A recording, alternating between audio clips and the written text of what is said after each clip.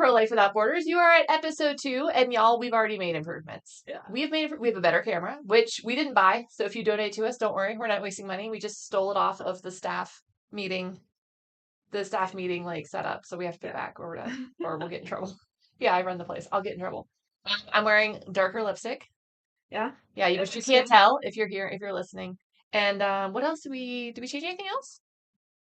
No, I think just the nicer camera. Yeah, I think that's it. But we're already and the angle's a little bit different. Yeah, we're gonna work on the angle, guys. We feel like it's a little, but we're working on it. Just be patient with us. It is what it is. And okay, and I have to tell you this. If you're listening, I'm sorry because you can't see it. So this morning, let me back up. 2 years ago, I read this article that said that maxi dresses are not professional and you should not wear them in the workplace. And so I've avoided wearing maxi dresses to work for 2 years. And it makes me sad because I love maxi dresses. And this morning I was getting dressed and I was like, you know what? I don't even care about that article. I don't even know who wrote that article. And I'm wearing a doggone maxi dress to work. And It's nice. I enjoy it. Yeah. I like it. Cute. It's extremely comfortable. I was about to say they're comfy. They're so comfortable. And I wouldn't maybe wear it. I mean, I wouldn't wear it for like a professional speaking engagement, but I mean, I'm just in the office. Yeah. Like, who's going to see me? I mean, other than everyone watching us. I mean, a plain t-shirt and pants. Yeah. Yeah. I mean, this is I've real been life. living out of a carry-on suitcase for over 3 weeks. You're going to be so excited when you get in your apartment. And can just wear more than like the 3 shirts and 2 pairs of pants I packed. You're going to feel so good about yourself. I am. It's going to be a glow up. All your clothes are going to feel new. They are. And I'm not going to have to like scrounge in my backpack for lipstick anymore and be like, well, whatever color I get is whatever color I get. Honestly, that's how I live my life. It's just whatever. That's how I've lived my life. Whatever falls out of my makeup bag first is going on my face. That's how I've lived my life for like 6 months now, and I'm ready. You're ready? Not to be that way anymore. So if you see me next week in like a really nice outfit, you know what happened. My sister had the same experience. She was planning on staying with my mom for just a couple weeks, and so she packed like all of her stuff away. Yeah. And she ended up staying with my mom for a year. And so now she has all her summer clothes back, and she's like, they're like brand new. Yeah. She's like, these are all new clothes. This is fantastic. I just hope mine still fit. That's always. Guess we're gonna find out. Guess we're gonna find out. All right, so on this week 2 of the Pro-Life Without Borders podcast, we are gonna hit a piece of news. It is an older piece of news. But we still just started, ongoing. It is ongoing. And honestly, we just started this podcast, so it's not like we could have done it earlier. I guarantee you that a lot of people listening this is news to them. Yes. It's old news to us, but I bet this is news to them. So this article actually was published April 23rd. And so it's like almost, a month and a half old by the time they're going to see this. Anyway, NBC News. So that tells you something right there. It does. It tells you something right there. Published a piece that says watchdog groups asks 5 attorneys general, which I did not know was the plural of attorney general. Attorneys general? Attorneys general. I always thought it was attorney generals. Like more than one general. Apparently it's more than one. Our political system is messed up. We can't even pluralize them. Attorneys general. 5 attorneys general to investigate crisis pregnancy center privacy practices. Okay, so this article opens with a progressive watchdog group, and I am going to give NBC a little bit of a kudos because they did say progressive. What they did not say was frighteningly, aggressively left wing, which would have been more accurate. Yeah. So we researched them. The watchdog group they're referencing, and I'm going to look at it just because I always say it wrong, is the Campaign for Accountability. Yes, yeah. I always say Center for Accountability. It's the Campaign for Accountability. And we did a little bit of digging. We looked into them. They are funded by some, I mean, I don't use the term dark money lightly, but they're funded by dark money. It's dark money. They literally were founded, and they're very open about the fact that they were founded on dark money. Mm-hmm. Like, that's like a bragging point for them. They have like $20 million or something crazy, I think. I mean, don't quote me on that, but it's a lot of money. Yeah. And I don't have $20 million. I don't have any money of any shade. Not light money, not dark money, not off color money. There's none. There's none. It's just, and that's, I think that's one of my, I'm just going to rant for a second. So every once in a while, like some pro-choice group will come out and talk about big pro-life. And I'm like, what is big pro-life? There is no big pro-life. None of us have money.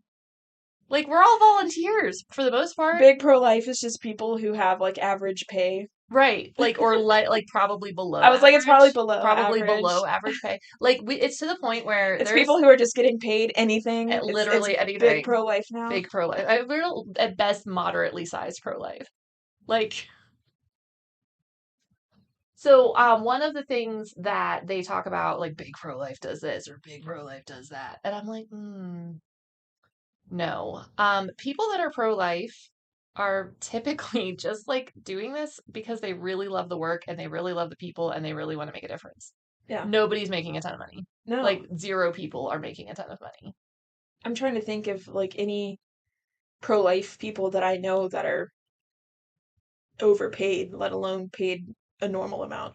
All I know, this is going to be, I'm going to share this. So, one of our affiliates, Heartbeat International and CareNet, and or is it just Heartbeat? It might just be Heartbeat.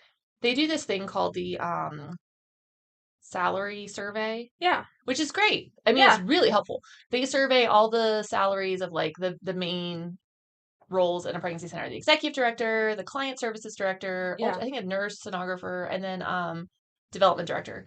And our HR team, and this is not a knock against Heartbeat at all because it's a survey. Yeah. Like you're just gathering information. Our HR team threw it out because they were like, it's skewed so low. Yeah. So when they were doing the study, they were like they were like, if we include this data, it's skewing all the numbers down. And it's not because Heartbeat did it wrong. It's because nobody's making money. money. So that makes me mad, first of all, because then you have this like super hyper funded organization that's basically ripping Funded by pregnancy dark centers. money. Again, we go Yeah. back to dark money. Right. So somebody's trying to influence something. Yeah. And they're using this organization to do it. And obviously they don't like pregnancy centers. And if I remember correctly, because I was the one who did some of this research initially, it started off as like a tech. It's geared towards like big data and big tech. And so it felt very odd to me that they decided to go after pregnancy centers as well. Like it was very, from what I found, like out of their lane. Like this isn't like some sort of health organization that's settling. And It's like they it's are talking literally about they're data. talking about like Google and Facebook and then like, then oh, by pregnancy the way, centers. we hate pregnancy centers. Well, their executive director used to be in a very, very left-leaning reproductive rights organization. So that's probably Yes. what it is. I think a couple of their leaders used to work in some capacity for the organization that we're both thinking about. Yeah, so they were both like, so it's so not only is it dark money, but there's also some incredible bias. Right.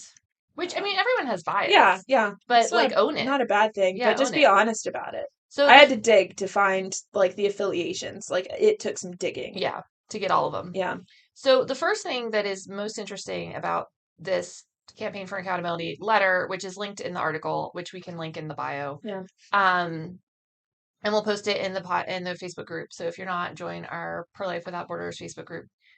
But they come after one specific pregnancy center in Scranton, run by my friend Pat, that I love. Pat's great, center's great, like they do really good work. Yeah. But their second footnote, no. Their first footnote, which is incredible to me, is not correct. So they list the wrong EIN number. And it's for a pregnancy center, also run by someone great, my friend Susie, because we're all in Pennsylvania. Like I'm looking specifically at their Pennsylvania one. They wrote ones for other states too, but we're looking at Pennsylvania. It's an hour away, and they are not connected.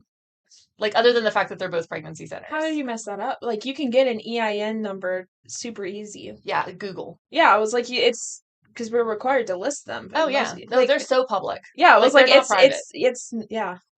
And then the other thing they messed up, and it was the same other pregnancy center. They linked to the wrong website in one of their other footnotes. Yeah, footnote 12, completely different pregnancy center. And they say it in the footnote. So like in the footnote, they say CareNet of Carbon County, which is very different from Option Women's Center, like not even the same name. Oh, so but they say OWC, which is Option Women's Center, presents as a standard medical clinic featuring images of medical equipment and professionals wearing medical attire on its website and posting medical information about pregnancy, footnote 12. And then in the footnote, it says CareNet of Carbon County Services webpage. It's not the same organization. So there's two, like that to me says this was not well. It's just poor It's journalism. poor journalism. It's poor reporting. I mean, if you're supposed to be what did NBC call them? Aren't they like, is it an An advocacy? accountability group. Yeah, watchdog. Watchdog group. Yeah, If you're supposed to be watchdog. watch a little bit better. Yeah, watch some journalism videos or Yes, something. or something. So that's problematic, but let's talk about just what they specifically say. Okay, so the first thing they complain about,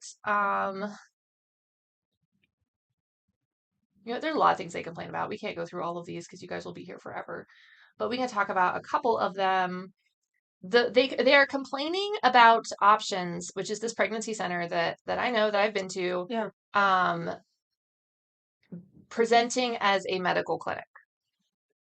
And then they say on one of the page 3, like the fourth paragraph, although neither a medical office nor a medical provider, which that's incorrect. Options is medical.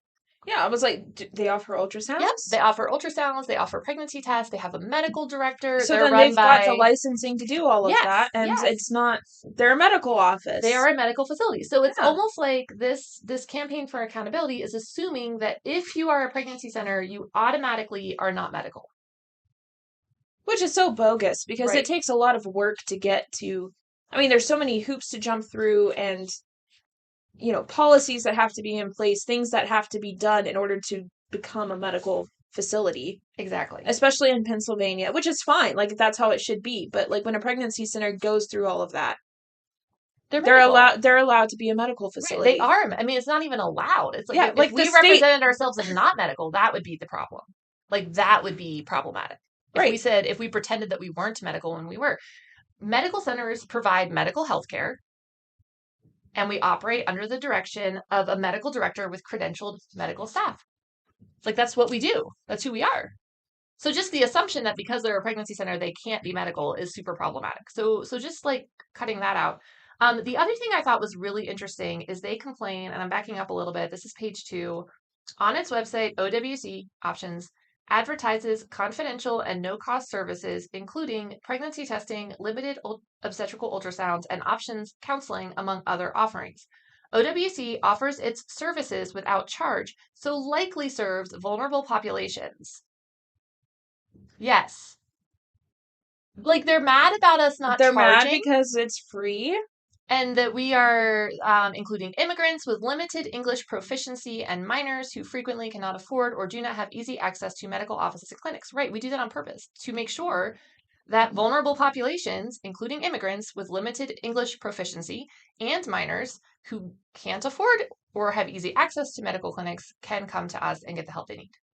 That's the point. And they're upset about it. They don't like that. They think that we're being predatory. I mean, that's what I'm getting, is that they're accusing us of being predatory. I'm guessing, but at the same time, like, don't we want to help those people? Yeah, like, because like, don't we want to help people that just like money? The natural chain of things, they would argue that those people shouldn't be helped.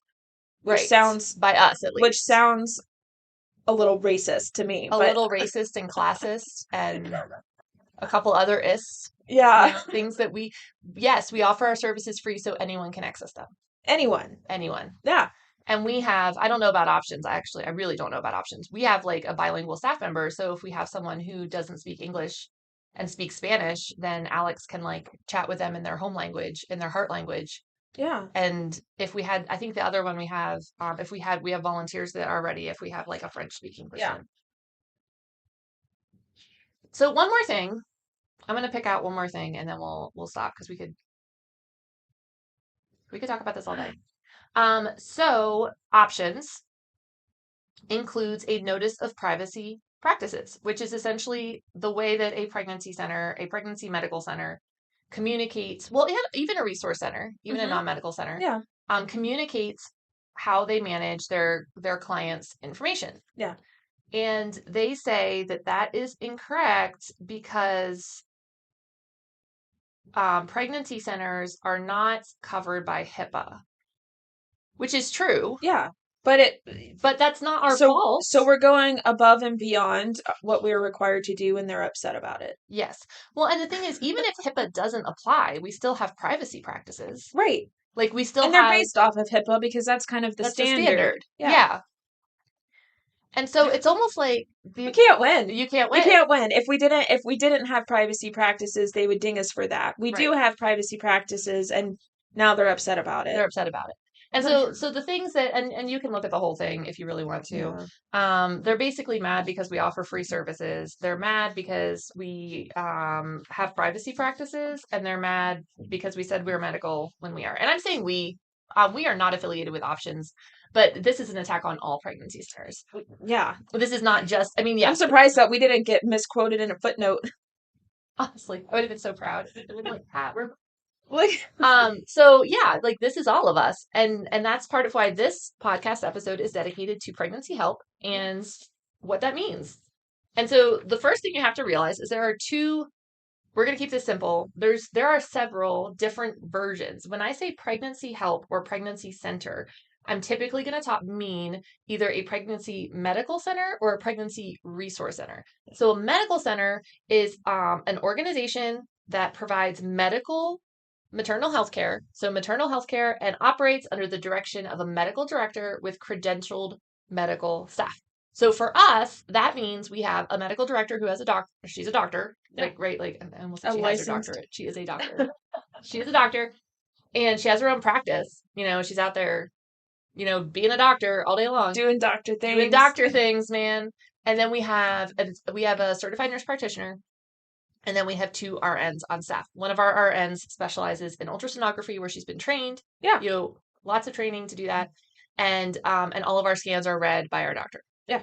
That's what we do. And we have like all the stuff. We have like the waiver, and we have the insurances, and we have the all of the OSHA regulations that we follow, and we have like privacy practices. Like we have all of those things.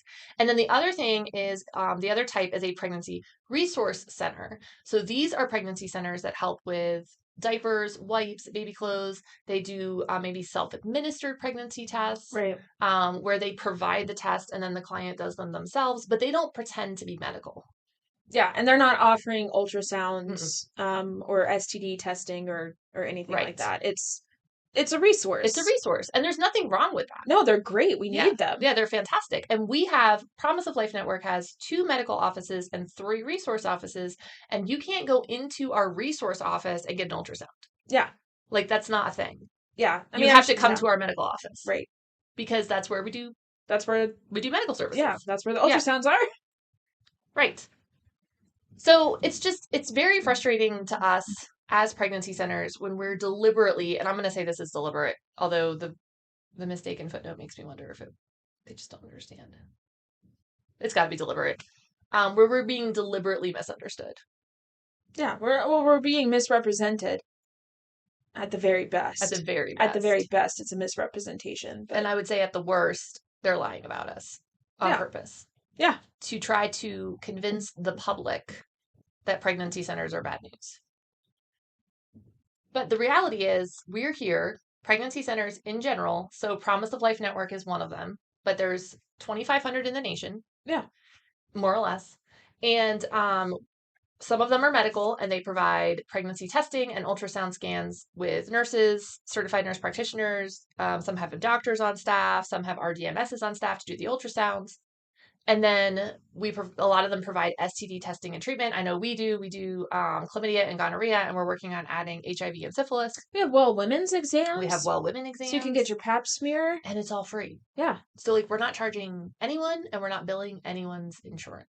And we go above and beyond to make sure that our clients' data is protected. Yeah. I don't know why I said it weird like that. Protected. We are pro-life. We are protected. We are pro-life. Information. We are protected. We are pro-privacy. That's not going to catch on. Nobody's going to take that and run with it. But we make sure that, for example, we actually just had a training about this today. When a client, we have a texting line. Yeah. Because nobody wants to call us on the phone. I wouldn't want to call on the phone either. I don't want to call If I were a client in that situation, I would 100% be texting. I don't care what situation I'm in. I don't want to call anyone on the phone. No. There is 0 situations where I want to talk to someone on the phone. It's true. So it's a generational thing. Texts us, we let them know, hey. Yeah, the first message they get Right. Hey, is texting is not always secure. yeah, And it's not even us. It's just the air, whatever the waves, air, the the airwaves. airwaves. The airwaves are Yeah, insecure. the insecure airwaves. Or like, what if your phone is stolen? Right. Or what if someone else picks up your phone and reads it? Yeah. Like, it's not that we're saying that someone is gonna like look at your The reality text. is there's just third parties involved in any sort of online communication. That's Right. just how it is. Yes. And so we let them know, like, hey, there's some weaknesses to this method of communication. Same with email. Yeah. Someone else could read your email, someone else could check your email, someone even in your family. Because if you're dealing with an unplanned pregnancy, maybe you don't want your mom to know, or your boyfriend, or your Yeah. best friend. And if you stay with those people, they could have access to your phone, to your computer, to your laptop, to your iPad, whatever. And so we need to kind of bring that to the forefront and say, hey, Yeah. you have to think about this. We make sure we get like identifiers. So if we have to call someone with results, we make sure that we've identified, like we're like what Yeah, asking those security yeah. questions to make sure that we know, this is the person that we're talking to, and then we don't release their information without their permission. Yeah. Because that's what pregnancy centers do. Privacy practices. Privacy practices. So we talked a little bit about medical. The other type is non-medical. I Mm-hmm. will let you take that away since I've been talking most of the time. About non-medical Non-medical pregnancies. pregnancy centers. Yeah. So I how mean, awesome are they? they're great. They're great. Like I love talking with people who utilize our resource centers, especially like New Beginnings clients. I mean, they're getting tangible help. Mm-hmm. And I think this is probably the reason why the Center for Disorganized Journalism or whatever it is they are, The is campaign for disorganized journalists. the campaign for just bad news. Um, that's why they're probably mad is because, I mean, what do we get called I mean, we would say we're pro-life, but like typically Anti-choice. we get called anti-choice Anti-abortion. or anti-abortion Yeah. or we get called pro-birthers because it's just like, well, you only care about a baby up until it's born, which isn't true. We have an entire program dedicated to making sure that that child is cared for years Mm-hmm. after it's born, and to make sure that mom and dad are cared for years after that baby is born to help them get on their feet. And a lot of pregnancy centers have resource centers. They have shops where mom can come and get baby clothes and diapers and wipes and formula. And I know that we've personally helped clients with furniture. Mm-hmm. um We've even helped, not necessarily with rent and utilities, but we've connected them with organizations, social services that can make sure that like they get their rent paid, that their utilities are paid, that right. they have housing, that they have food, if they're in a domestic violence situation, helping them get out of that. Like it's very, and whether you're a resource center, whether it's a resource center or a medical center, it's very holistic. Yeah. Like they're looking at the whole person, not just, oh, you're pregnant, let's talk about your pregnancy. Yeah. And it's so needed. And so it's frustrating to have that kind of service attacked, and it costs them nothing. Mm-hmm. And they're getting education on top of it. So it's not even just handing out resources and being like, well, here's some diapers. I mean, we're talking with them and having weekly meetings with these clients to talk about parenting and child nutrition and ways that you could, different methods of discipline, things that they really need. Mm-hmm. I mean, things that I have 6 kids, which is by any measure a lot of children. And I learned so much. I wasn't in the program because I was working here, but just doing the lessons with clients when I Yeah. had my first. And I was like, man, this is such good information because I mean, who knows this stuff? No one's born knowing how to be a good parent. No. Like, there's a lot that you just don't know. And it gives you a lot of really good help and information and support as you're in, like, frankly, what can be a really challenging time in your life because you're adjusting to new parenthood and being a mom or being a dad and trying to make sure that you're the best possible parent that your child, needs. And I think every mother, every father is going to need help Hmm. in some way. Like this isn't just for low income families or single parents, right? Like everyone needs help Hmm. sometimes. And like no one is born knowing how to be a parent. So you could be like economically very stable and still benefit from a pregnancy resource Oh, center for and sure. parenting classes. Like it's not just targeting these specific minorities. Um, even though like we want to help them because you Want to help help everyone. yeah, I was like you help those who are vulnerable. Well, and I think it's so important to realize that we're vital because we're working with populations who are statistically underserved. Yeah. Like that's the point. That Well, we and have, we're a rural pregnancy center technically as yeah, well, which comes with its own unique demographics of people that we right. serve. And so if you have a traditional medical community, there's gaps, there's deserts. Like Yeah. there's just places where you can't get help or you can't get resources or you can't get support. Or like one thing that we're struggling with in our community, and it's not our doctor's fault, but you're not getting in to see your OBGYN until you're 12 or 14 weeks sometimes. Yeah. And so then that means you've gone your entire first trimester with no, potentially no prenatal vitamins, no health education, no support, no resources, Or even like a confirmatory ultrasound. right, to know for sure. So that's Yeah. super important because ultrasound is the only way to say for sure, like, this is how far along you are. So you might think, oh, I'm 8 weeks. And then you call your doctor and you schedule for 12 weeks. Well, what if you're 25 weeks?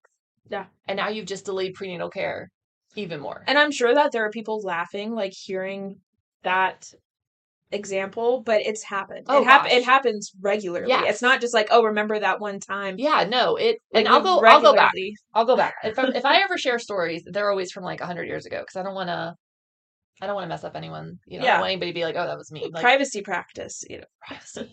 So if I ever share a story, know that either, okay, if I'm sharing details, we have explicit permission to share. Right. If I'm being super vague, it's probably very old. Mm-hmm. And I'm changing details so you could not recognize this person. Right. So like don't be like, oh, Sarah just told us she's gonna lie. No, I'm like, I'm gonna change details because it's not, frankly, it's not your business. It's not your business. It's someone else's story. We had a young woman, that part I can't change because she's pregnant. And she came into our office a while ago and she was like, oh, I think I'm like 8 weeks, maybe less. Yeah. And so our sonographer at the time was like, "Oh yeah, 8 weeks. Like we could do an ultrasound. 8 weeks, like no problem. Like come on, let's do it. Let's Yeah. hop up there." And man, when that probe hit that woman, that young woman's stomach, I'm like looking at the screen. I'm not medical, so I can't say anything in an ultrasound appointment. Like I'm just the chaperone Yeah. to make sure that the client is comfortable. Turn the lights off and on. Call that in. Like those Yeah. sorts of things. And because it's important to have a second person in the room. Yeah. And so I'm just like, because the baby was huge, huge, like on his iPhone, like ordering up a pizza. And I look over at our nurse at the time and she's very calm, very stoic, but her eyebrows would like give her away. And her eyebrows were like up to here. And the mom looks and she goes, "Is that normal for 8 weeks?" And our nurse is like, "Oh no, you're a lot further along than that." And she was third trimester. Oh, And it surprise. legitimately did not know. Like Yeah. she was fine. Like she was a smart girl. She was pretty pulled together. She had her stuff, but and I'm not going to get into it, but just the way that her body worked and the way that her symptoms were, Yeah. we thought she was 8 weeks, Yeah. just based on what she was telling us. And so having that confirmation ultrasound and knowing for sure this is exactly how far along I am is so, so important. And then on top of that, if you go and get an abortion without knowing how far along you are, the results could be horrendous. Right. Like not just for you and your baby, Well, but just, I mean, like imagine if she had gotten abortion pills online, which you could do up until, is it 11 weeks and 6 yeah. days? At least here in Pennsylvania, in the States. But, yeah, imagine if she had tried to do an abortion at home by Yeah. herself taking pills And and she's in the third her trimester. third trimester. Because it'll work. Yeah. She'll go into labor Yeah. and deliver a third trimester baby at home. And that's what we deal with on the chat line, I think, just about every day. Yeah. And it's I believe it, if it's not already happening here, it is. Yeah. It's happening here. It's going to be worse. It's going to get worse. Right. The other thing that ultrasounds are important for is to confirm, like, is the pregnancy viable? Like, is there a heartbeat? In the uterus? Is it in the uterus? So, I mean, not to sound crude, but like, if you've already miscarried, you need to grieve that miscarriage, not go and get an abortion. Yeah. And then the other thing is if you have an ectopic pregnancy or if you have a pregnancy outside the uterus and you don't know that and you go get an abortion, you could end up in serious, serious medical trouble. Right. Because now you're in pain from having an abortion and you're not noticing that you have pain from an elsewhere. ectopic. Yeah. And you could end up with like a burst tube. You could end up with hemorrhaging, like just a really bad situation. So pregnancy centers do this for free. Most of us are not even state or federally funded. We're all privately funded. Some are, and that's fine. We're not. But we do all this for free to women who genuinely need the help. And we're going to give them their options. We're going to give them their resources. We're going to tell them, you know, what's available in their community. And we want to talk to them about their situation too. Like, I'm not going to let someone leave here that's being abused without her knowing that there's help. Right. Or being like trafficked or or maybe she's thinking about suicide. Like those are things we want to check and be like, hey, are you okay? Yeah, and we screen for those, especially human trafficking. I mean, we screen for all of this when we have clients come into the center, and when we talk with clients online, either on the chat line or through like the text line. So it's a super vital service here, and it's not just about pregnancy. It's not just about making sure that a woman gives birth. Like that's not our goal here. I mean, I think it's always great when a woman chooses life and has a baby, and I love when they bring their little babies into the center, and so cute. and they're always like, "Can someone please hold my baby? I gotta do this." And then you've got like 15 women that are like, "Oh, like running from other divisions, bursting through the door. I heard there's a baby. Is there a baby?" But it goes so much beyond that, and so it's frustrating that the campaign for accountability doesn't recognize that, or recognizes that and straight up doesn't care, whichever one it is. And I would like to, and they're probably not going to watch this podcast. I mean, this is our second episode. It's probably like my mom and your mom. I hope the campaign for accountability watches. Yes. If you're watching this, call me. Email podcast@promiseoflifenetwork.org. We'll set up a tour. We'd love to talk. I would love to talk to you. Yeah. And I'm serious. Okay. I'm not being snarky. Yeah. You have your facts wrong. You have them wrong. I don't know if you did that on purpose or not. I'm going to say you didn't because I don't want to believe that you did. We'll give them the benefit of the doubt. Yeah. Come, call, email, set up a tour, come to our facility, walk through the facility, and we will show you what we do. I like how we're pausing, like we're waiting for our email to ding. Like, call us right now. I'm waiting for the little message to show up. You've got mail. No, that would be old. All right, so we're gonna jump into our God moment in just a second, but I'm gonna give one really great example of how the pregnancy center showed up for a client in need. And I'm gonna tell you right now, I'm a main player, and it's not because I'm trying to toot my own horn. It's just that I have specific knowledge of this situation because I happen to be there. Okay, so this was also a while ago. Quite a while ago, actually. This was before we even moved to this location. And we had a young woman walk into our office with her baby. And we're like, oh, you must be here for parenting classes. No, she wasn't. She was there because she had come a year and a half ago, found out she was pregnant, and talked to our team. And our team was like, hey, you know, if you choose life, or regardless, like if it doesn't matter if she chose life. But they were like, okay, so she was like thinking about having an abortion. She was planning on having an abortion. She was really nervous about having the support she needed if she chose life. Yeah. And they were like, look, we'll be there for you. Like, we will be there for you in whatever way that we can. And we would have done that regardless. Yeah. Like, we've had, for any client. Yeah. Historically, we've helped clients who've chosen abortion. We've helped clients who've miscarried. Like, we're just there for everyone. But this specific instance, she was very nervous about not having support. So she shows up in our office with this baby and goes, I need a car seat and a crib. I think it was a crib. It was like a big item. And you guys told me to come back if I ever needed help. What did we do? You get her a car We got her a car seat and a crib. And in fact, I happened, and this was the Holy Spirit. I was the only person on staff at the time that had small children. And I had Jonas, that's how long ago this was, car seat in my car. And her car seat was unsafe. Like, and she knew it was unsafe. And that's why she wanted a new one, right? Like, she wanted to be doing the best for this baby. And so she actually borrowed Jonah's car seat for like the weekend while we reached out to donors and got her. You just made Jonah walk home. He wasn't with me. That would have been terrible. No, he had another car seat in our other car. Tough luck, buddy. Sorry that you're like 18 months old or 2 years old, but you're just going to have to, like, you can't ride without a car seat, so you're going to have to bicycle on your little trike. But yeah, we had 2 car seats. You know, we had one for my car and one for Anthony's, and he was at home. And so I gave her the car seat for the weekend, and I was like, I don't know this woman. I may never see it again. But you know what? Yeah, I don't care. it's the price you pay. Yeah, but no, she came back. We got her a brand new car seat, brand new crib. And that's the pro-life movement. That's the pregnancy help movement. That's pregnancy medical centers, pregnancy resource centers. Whoever you are, you do what it takes. Yeah. You show up when they need you. Yeah. That was my rant. Moving into, but I mean, it's a good segue into our Jesus moment this week. And I just jotted down some things the Bible says about helping the vulnerable, because that's at the end of the day, at the very core of it all, that's what pregnancy centers are here to do. Is we're here to help the vulnerable. And sometimes the vulnerable is a pregnant mom who is scared. Sometimes the vulnerable is a couple who just needs support and help parenting. Sometimes the vulnerable is a woman who's being trafficked, and we're the only place that's going to pick up on it. Yep. And that's happened. Yeah. So. And sometimes the vulnerable is someone who's had an abortion and is absolutely just broken. Yeah. And she feels like she can't talk to anyone. Well, because society tells these women that you can have an abortion and not have any consequences. Mm-hmm. And no one wants to speak up when the consequences happen. Right. And they will happen. It might not be immediate. Like when you're depressed and you can't sleep and you have nightmares. You can't get out of bed. And you miss your baby every minute of the day.